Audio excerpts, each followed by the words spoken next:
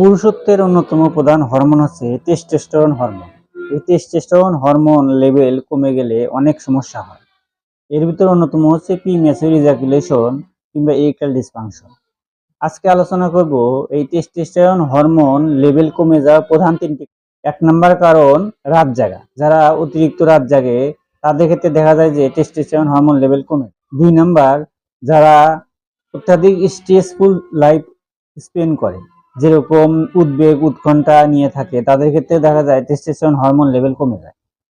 তিন নাম্বার, ভুঁড়ি বা ওজন বৃদ্ধি।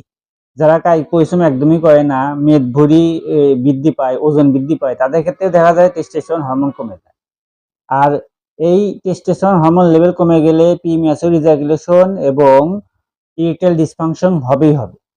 যাদের এই সমস্যা আছে তারা যোগাযোগ করতে পারেন। আমরা অনলাইন এবং অফলাইনে বিটি জার্মানি হোমিওপ্যাথি মেডিসিনের মাধ্যমে এই সমস্যা সমাধান দিয়ে আসছি।